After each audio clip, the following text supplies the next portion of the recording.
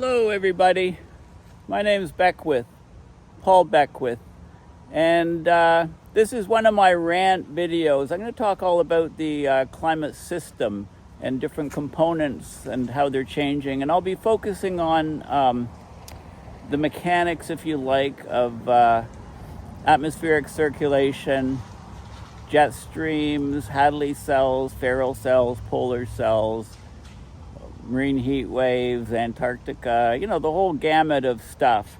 I had a very interesting discussion for about an hour with Jan Umsonst, and we actually filmed a video for Facing Future, which will be edited and polished and put up on the Facing Future site soon. But I thought, you know, I took 5 pages of notes for that video, and I thought I would do a quick video, maybe not so quick rant as I walk downtown in Ottawa from, you know, just south of the downtown core. So you don't want to see my face for the whole time, so I'll just have the camera forward and talk about some of the things I want about the climate system. I haven't done one of these rant videos for a while. So let's talk about the Atlantic slope current a bit. You know, there's huge ocean heat transport, which is undercutting glaciers in Antarctica. This has been exacerbated by the collapse of sea ice from about 2015 onward. You know, this is definitely an abrupt climate system change type thing, right? There's nothing normal about complete collapse of Antarctic sea ice, and ocean currents can now, warm ocean currents can now undercut the ice. They can get closer to the pole and go right under the West Antarctic ice sheet, which is grounded on bedrock well below sea level. So this can greatly accelerate the melt rates in Antarctica. So there's definite changes in this circumpolar deep water around the continent. There's a lot of vulnerable glaciers, like the Pig Glacier, Pine Island Glacier, you know, and with the collapse of Antarctic sea ice, all of these things are changing. The SMOC, the southern meridional overturning circulation, is greatly decreasing. And we're getting basically more heat, you know, going to the pole, right? We're getting stronger, larger cyclones around Antarctica. We're getting more and more moisture-laden air coming up from higher latitudes, and this moisture transport is bringing lots of latent heat to the area. So the West Antarctic ice sheet mass loss is going to greatly increase the ice melt, you know, as we get southern hemisphere ocean warming. Of course, the Southern Ocean is a huge sink of carbon, so that's reducing. We can expect to see large increases in greenhouse gases in the atmosphere, setting new records. I mean, we hit, what, 3.5 ppm, 1 year rise recently. I mean, this is crazy stuff. Of course, we're getting extreme weather havoc. Everything's basically changing, and the jet streams, of course, you know, as the poles warm, the jet streams slow down and get wavier and stuck in place. And there's also far fewer clouds, so the planet is a lot darker. The albedo is a lot lower, so there's lots more solar radiation being absorbed. Okay, so that's one of the key things. All these massive changes in Antarctica are throwing monkey wrenches into the climate system. So another thing that's very key and important is we're getting changes in the Hadley cell and the Ferrel cell and the polar cell. Okay, the Hadley cell normally runs, you know, hot air convects up at the equator, rises, then spreads out towards the poles and descends at about 30 degrees north, 30 degrees south, forming the Hadley cells. Then the Ferrel cell connects in like a gear from 30 to 60 north, and then the polar cell, like another gear, a third gear, connects in from 60 to 90 degrees. latitude. So what we're seeing is, with very high temperatures in the tropics, we're getting more and more, stronger and stronger vertical convection at the equator. So the Hadley cell is basically strengthening and expanding closer to the pole than it did before. So we're getting a system reorganization in all these global circulation patterns. And then instead of descending down at 30 degrees north and south, it's extending further and it's expanding poleward. And we're often getting an overshooting of the convection into the stratosphere over certain areas near, like the Pacific warm pool. I mean, the marine heat waves are phenomenal. The Indo-Pacific warm pool of the ocean is double in size than it would normally be. So we're getting deep convective expansion. This is very, very important stuff. The properties of the atmosphere, both low level, low altitudes, mid-level, and high level, are all changing. So also at the poles, the ENSO phenomena is changing. We're getting longer El Niños. We're getting intensification and changes because of all these marine heat waves that are occurring. Essentially, the system is wanting to transport more energy poleward than it did before. The intertropical convergence zone, the region around the equator, where there's bands of storms, you can see on satellite images this band of clouds circumventing the planet near the equator, and that shifts upward and downwards with the seasons.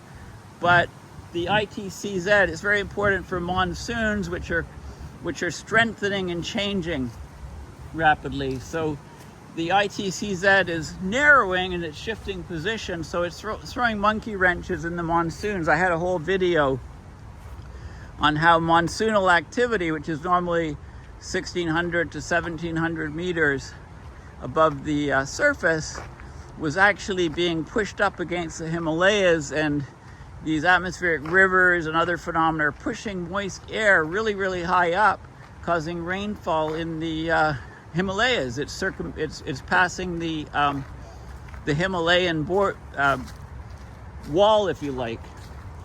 Okay, so everything is basically rapidly changing. And then when you get all of this moisture pushed up really high, and you can get some of the hot air pushed up really high, and then as it descends, right, you get compression of the air, so you get adiabatic heating. So you get these, so for example, a few years ago over Lytton, BC, when we had fires in 2021, the temperature was over 50 degrees Celsius. And this is a sort of type of phenomena where you get hot upper air descending down. And then there's something called the Brewer Dobson circulation, which is an advective pattern. It transports air in a wide arc in the stratosphere to the poles, right? This whole circulation is changing, and there's lots of, right? Nothing is staying the same in this climate system. It's all changing. So also this Hadley cell intensification means that more hot upper air is descending over heat waves in the northern hemisphere, contributing to the heat waves, making them more intense.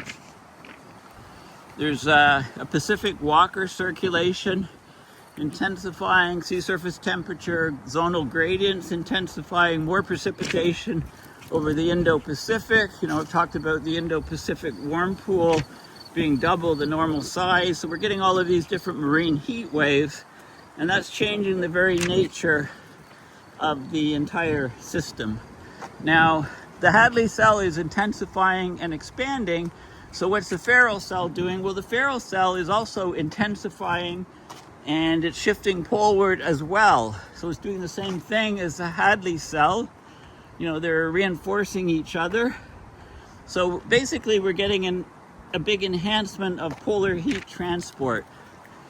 So, you know, we're getting more and more cyclogenesis events from 60 to 70 degrees latitude, especially in the southern hemisphere. More heat going down to Antarctica, where, you know, you can't have the Hadley cell expand and the Ferrel cell expand in size without the polar cell kind of shrinking, okay, getting less, you know, getting sponged up or squished up against the poles. And so all of this is leading to more heat going right to the poles, okay, and you know, it does tie directly into the Antarctic sea ice decline, massive decline of sea ice since 2015, warmer sea surface temperatures, stratification of the ocean, reduction of the meridional overturning circulation, and leading to more and more ice melt in Antarctica. Okay, I'm just going to dart across the road here and try not to get killed, or my video will be shortened a little bit. Okay, so all of these factors are ongoing and feeding into each other. I'm just going to duck over here and get off the main street a bit.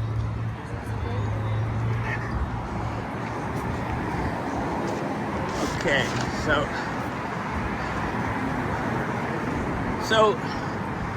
the extreme weather events around the planet are greatly accelerating. As you know, I've often talked about jet streams slowing down, becoming wavier, becoming stuck in place, extreme weather events increasing in frequency, severity, and duration, and occurring in places where they never occurred before. So let's have a look at some of those. So China's being hammered. You know, way more extreme weather events, flooding. You know, recently, just a week or two ago, they had massive hail, like machine gun fire, coming down in South Beijing, causing tremendous infrastructure damage. The sea surface temperatures, daily sea surface temperatures globally, from 60 south to 60 north, around the whole planet, have been increasing, setting record rates. And it seems like, you know, suddenly it's like there's a lot of variability, high frequency, sharp changes, which Jan has talked about quite a bit, but it's probably an instrumentation failure in that case. So those high frequency shifts, it's NOAA data. I don't know what's going on within NOAA. A lot of things that aren't so good. So maybe, you know, it's some data glitch or something, I don't know. You know, and of course the climate situation, you know, the orange guy talked at the UN, and, you know, watch this transcript if you can't listen to him talking, but you get sort of insight into his thinking or non-thinking on climate, right? The biggest hoax to perpetuate it on the planet, right? The US Climate Working Group, you know, bunch of climate deniers, quasi-scientists or pseudoscientists, wrote a paper, you know, which is being completely dismantled by 100 climate scientists doing like 400 pages of report, completely dismantling the report. But anyway, back to the climate system. Why are a lot of mainstream scientists and models just not getting what's going on today?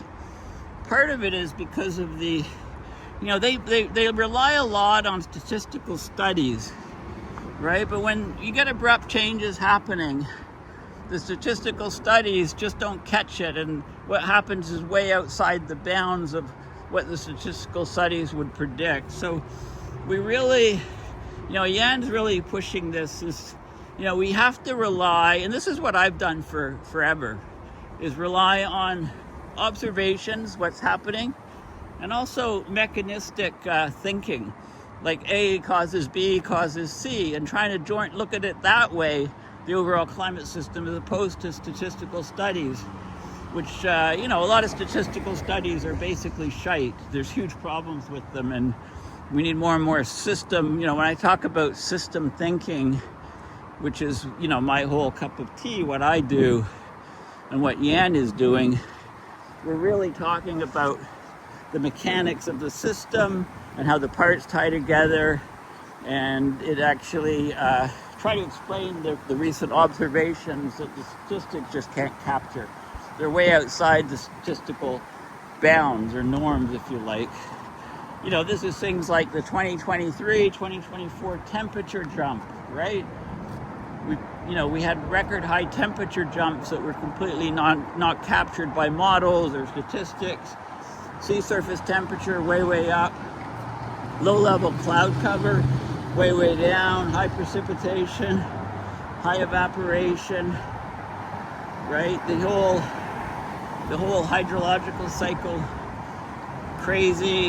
El Niños, you know, contributing. Sea surface temperature way up, deep convection way up. So we seem to be heading to multi-year ENSO events, right? So these massive heat waves, equatorial ones related to ENSO, can probably in the near future go to 2 or 3 years. So we're looking at having multi-year ENSOs far above and beyond what we ever had before. I'm just taking a break for a second to catch my breath and to cross the street safely. Just gonna head under the Queensway here, if you're familiar with Ottawa at all. And all these people in the cars are thinking, who's this crazy guy? You know, maybe some of them will end up watching this video, I don't know. When I bring Newton underneath this tunnel, I always start barking like a madman, right? The echo is kind of disconcerting to the dog because he doesn't know which way the sound is coming from, you know, and he starts barking himself. Anyway, yeah, so what else is happening? Well, we're also getting huge changes in the marine life. Specifically in, you know, we're getting phytoplankton blooms in places where we didn't before. You know, and lakes are a good sort of sentinel or indicator of some of the stuff that's happening. So primary production of northern lakes in Canada is up by a factor of 7 times. We're getting more neurotoxic freshwater bodies, right? And they didn't just look at blooms, the study looked at sediment cores in the lakes. They looked at chlorophyll A and B deposited in the sediments, and then they could, basically that was a proxy for how much of the blooming was occurring in the lakes, right? Very interesting. So they looked at 80 lakes in Canada. They noticed a big shift from around 1966, a turning point, you know, where phytoplankton blooms are now way in excess of what they were before. Okay, and there was a paper recently on the UK. The largest lake in the UK is dying of algae blooms, right? And there was a study on rivers, river temperatures, so-called riverine heat waves around the globe, and those are on the rise rapidly. Very interesting paper on something called an inverse energy cascade, where you can have small water movements leading to bigger water movements and bigger ones. Normally we think of downshifting, you know, large circulation, then causing smaller movements and smaller. So this is like an inverse energy cascade, which is a real thing, very important for behavior of Southern Ocean eddies, etc. And also I should really remind you about the polar vortex, the shifts in the polar vortex, sudden stratospheric warming events, right? The polar vortex around Antarctica is normally much stronger than that in the Arctic. Normally it pulls together, you know, it's over the winter pole, but because of there's been sudden stratospheric warming events. Used to be a very rare phenomenon in Antarctica, right? But, you know, there's one in 2002, one in 2019, 2021, 2024, there were 2 sudden stratospheric forming events, and then in 2025 again. So they're no longer rare around Antarctica. They're becoming much more common, and they're wreaking havoc on heat transfer, and they're greatly increasing the variability, and sort of they really give you the idea. Yeah, we broke the climate, right? We broke the stable climate that we've had forever around Antarctica, right? It used to be the area of stability, if you like, on the planet. Always cold there. Well, we can't count on that anymore. Same as we can't count on any other aspect of the climate system.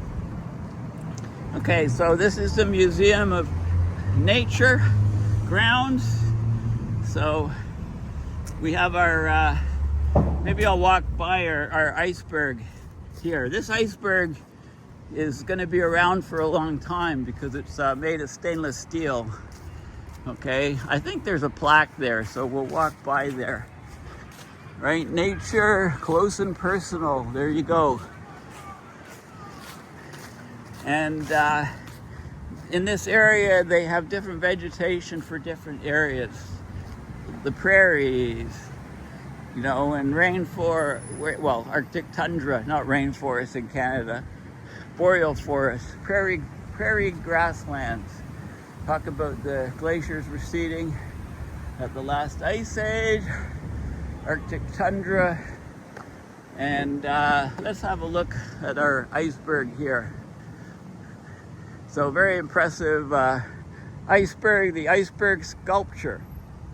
Welded stainless steel, tallest extending 13 meters, 40 feet or so.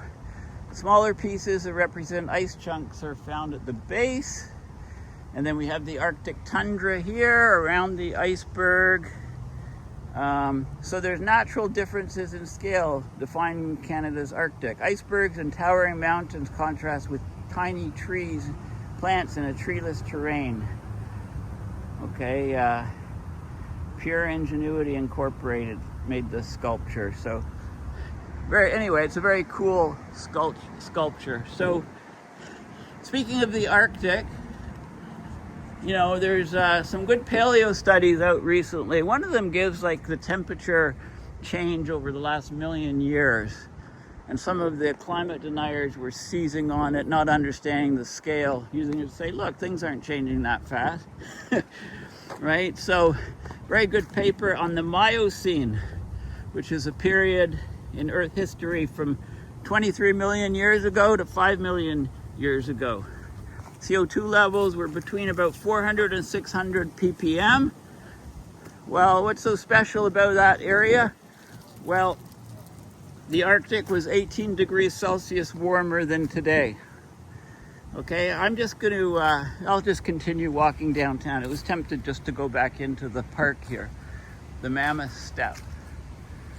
Okay, so here's our friendly woolly mammoth, which Newton's endlessly fascinated with. I was going to bring him, but he would have run after those squirrels. I probably would have dropped my phone. That would have been the end of this video. So anyway, in the Miocene, so CO2 levels between 400 and 600 parts per million.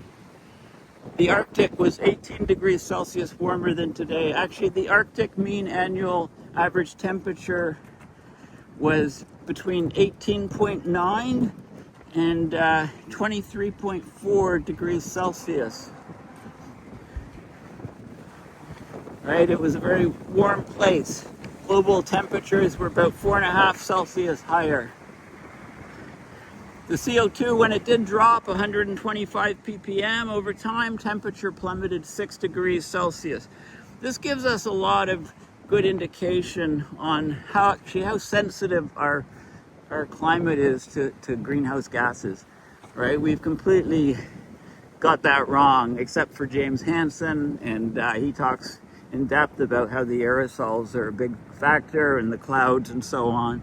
The models are kind of squeezed and fudged to try to explain things with much lower climate sensitivity, a much lower cloud and aerosol effect. So again, a lot of those are based on statistical studies. I've mentioned the ocean stratification, how bad that is, because as sea surface temperatures rise, the water gets lighter at the top, it's less dense, and with increased rainfall, it's fresher, also less dense. So we're getting a huge stratification, much less vertical mixing. We're seeing this in the reducing AMOC, overturning circulation, and SMOC in the southern hemisphere.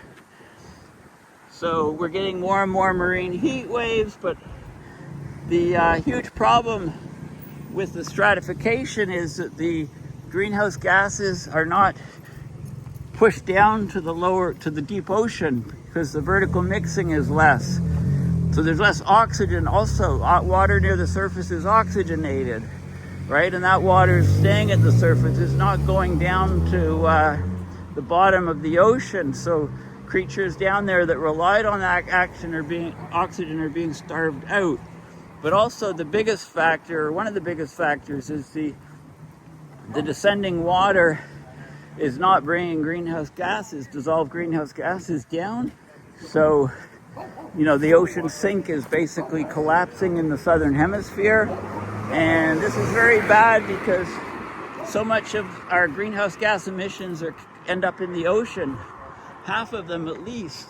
So if that stops, instead of seeing 3.5 ppm rises of greenhouse CO2, for example, we're going to see 7, 8, 9, 10. And, as our ocean sinks fail, that's going to wreak more havoc on our planet.